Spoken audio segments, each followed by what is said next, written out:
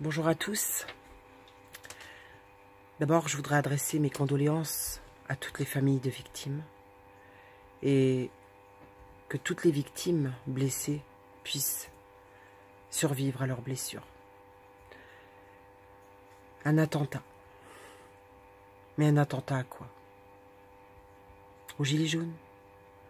Des fichiers S connus, puisque fichés, mais en liberté. Comme à chaque fois.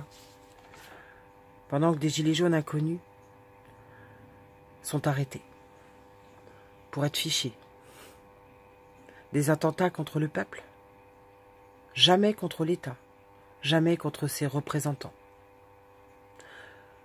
Alors que certains sont en train d'attenter à la liberté du peuple, et ce depuis des années, et que pour y parvenir, ils sont capables d'utiliser toutes les ruses, la peur, la terreur, le vol d'État, le viol d'État, et désormais la répression.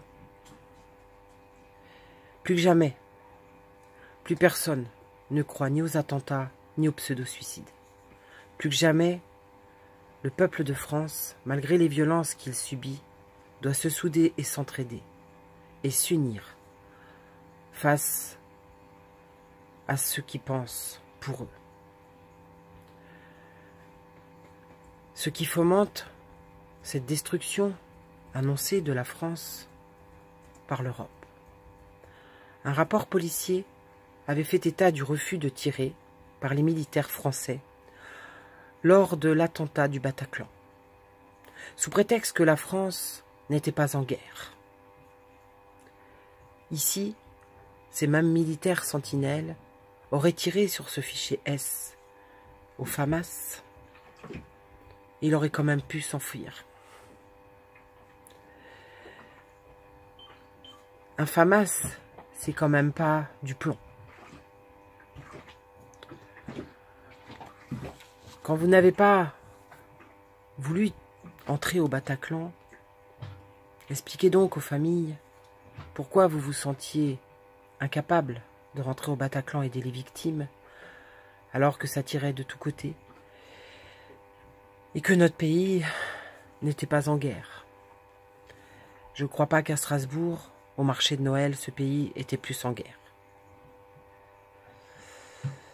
Les militaires sentinelles disposent d'une seule arme, le FAMAS. Et ce fichier S court encore.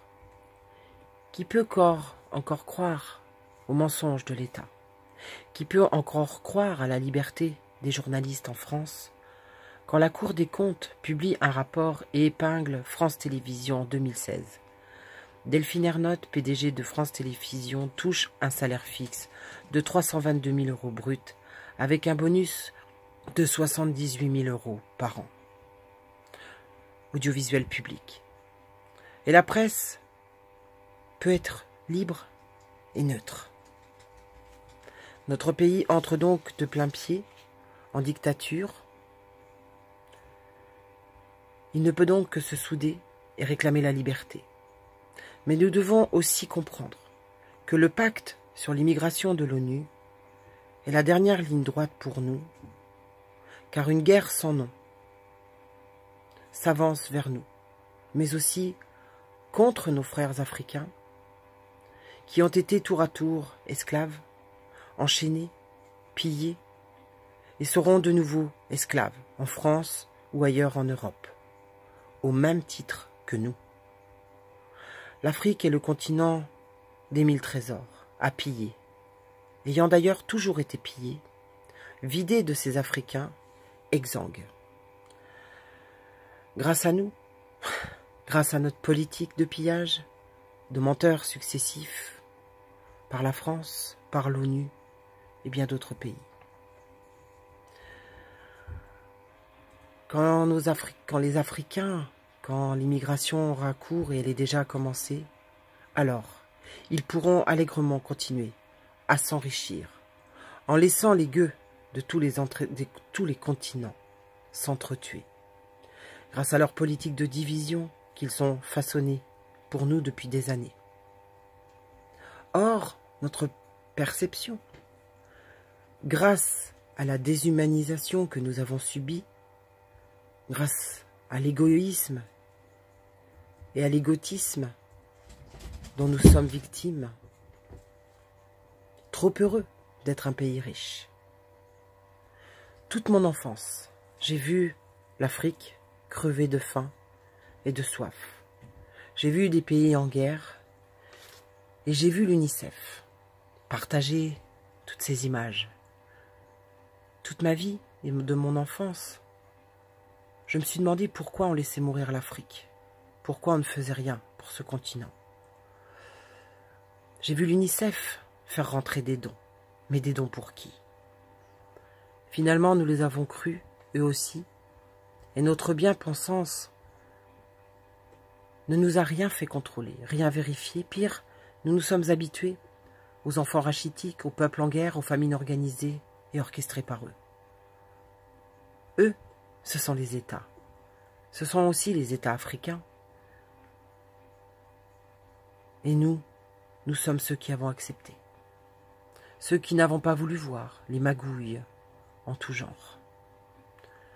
Formatés par le système, leurs images et leurs beaux discours, incapables de discernement. Les Africains ont le continent le plus riche au monde. Vont être déportés. Oui, déportés, il n'y a pas d'autre mot, pour créer un chaos sans précédent dans l'Europe. La voilà donc, cette troisième guerre mondiale, silencieuse et si bien orchestrée depuis si longtemps. Tous ces États corrompus sont sans pitié et ont bien prévu l'extinction d'une bonne partie de l'humanité. Pourtant, qui veut en prendre conscience?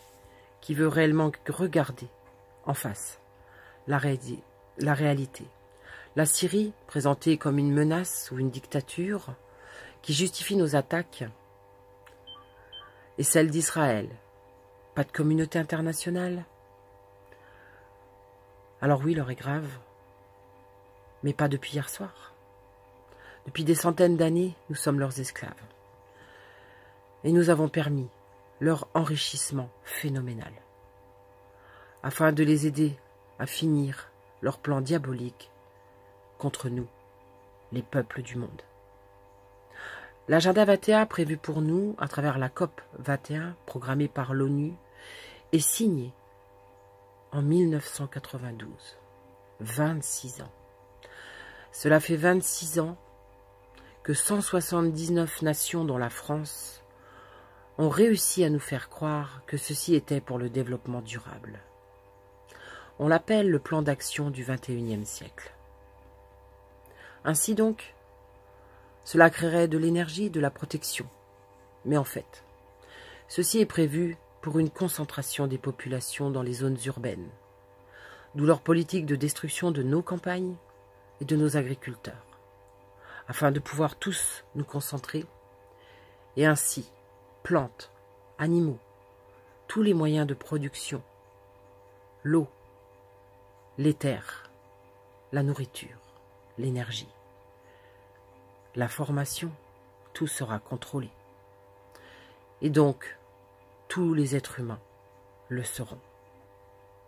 Oui, nous sommes déjà dans des camps de concentration, puisque nos villes sont truffées de caméras et attestent donc d'une surveillance. Et ils sont prêts à nous accueillir, et surtout, à ne plus nous laisser sortir. La loi des logements sociaux pour accueillir les migrants, tout est en place. Chaque gouvernement sera donc ainsi détruit, et l'Europe est déjà dans cette situation. Plus de frontières juridiques, plus de frontières nationales, l'Europe décide de tout, d'ores et déjà, et vous l'avez vu. Ces réformes passées ne sont plus décidées par la France. Des villes connectées voient le jour un peu partout, grâce au Linky, Gaspard, à travers le monde entier, de plus en plus, nous serons connectés. Donc de plus en plus, nous serons surveillés nuit et jour. Ceci est déjà en route. S'opposer à Macron ne sert donc à rien, car il n'est rien. S'opposer à Macron, c'est s'opposer à l'Europe. Toutes nos réformes viennent de l'Europe. Mais alors, me direz-vous, que faire? Que faire face au plan mondial? Ce que je vais vous dire maintenant ne sera peut-être entendu que par très peu de personnes, car cela demande un profond changement de soi et une profonde prise de conscience.